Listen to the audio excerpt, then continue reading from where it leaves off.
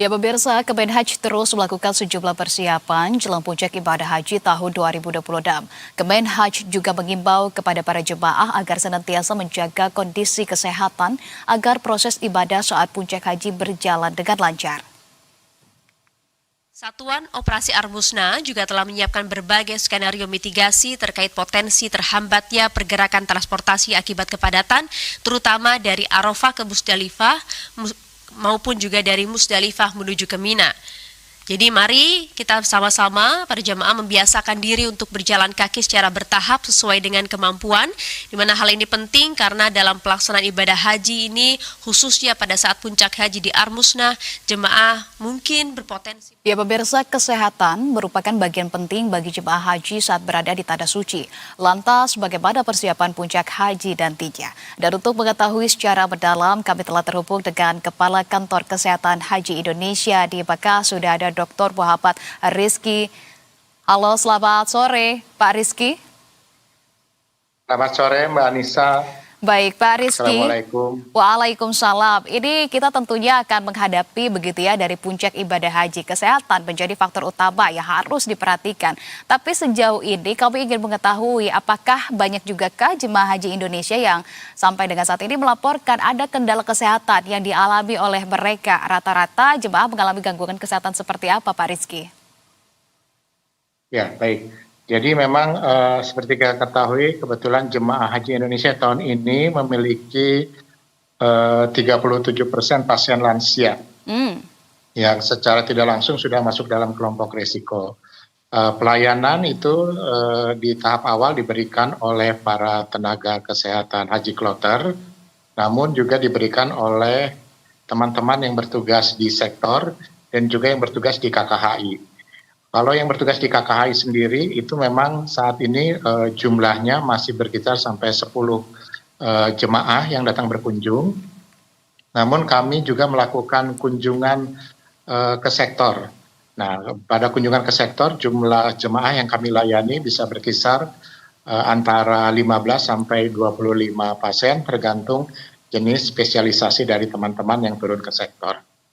Kemudian berkaitan dengan penyakit, yang cukup banyak memang adalah gangguan orientasi, itu yang mungkin karena penyesuaian dari lingkungan yang baru, kemudian juga penyakit-penyakit yang sudah diidap sebelumnya dari tanah air seperti hipertensi, diabetes, namun juga yang cukup banyak adalah pasien-pasien atau jemaah-jemaah yang mengalami trauma akibat terjatuh pada saat melakukan aktivitas maupun pada saat melakukan ibadah.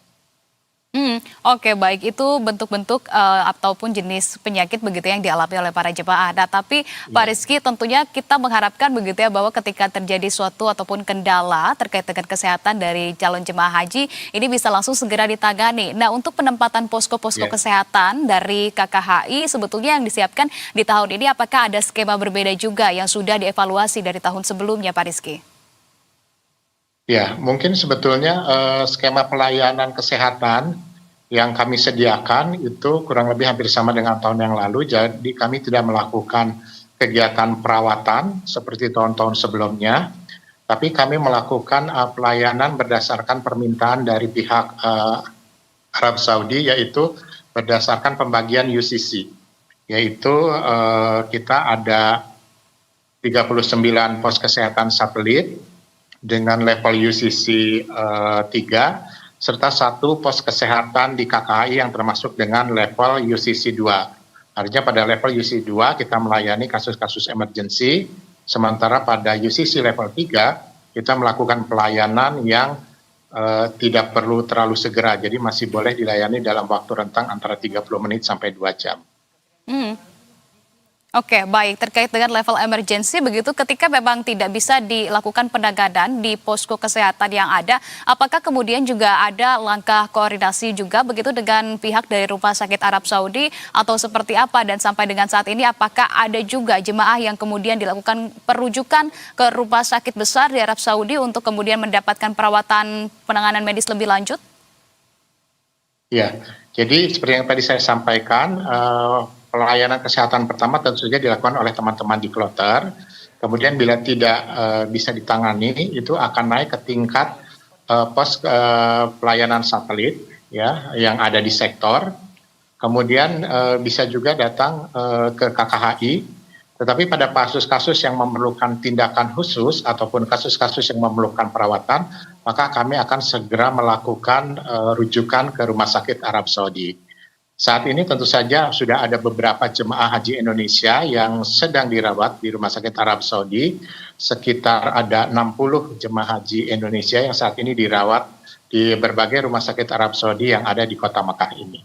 Oke, baik. Tentunya kita harapkan begitu ya bahwa kesehatan para jemaah haji Indonesia ini dapat tetap senantiasa sehat dan juga bugar begitu agar kemudian nanti pada saat puncak haji bisa menjalankan ibadah dengan lancar, tentunya juga dengan didukung dari KKHI. Terima kasih atas informasi yang sudah dibagikan Pak Rizky. Salam sehat selalu. Assalamualaikum. Waalaikumsalam. Terima kasih Mbak Anissa. Selamat sore.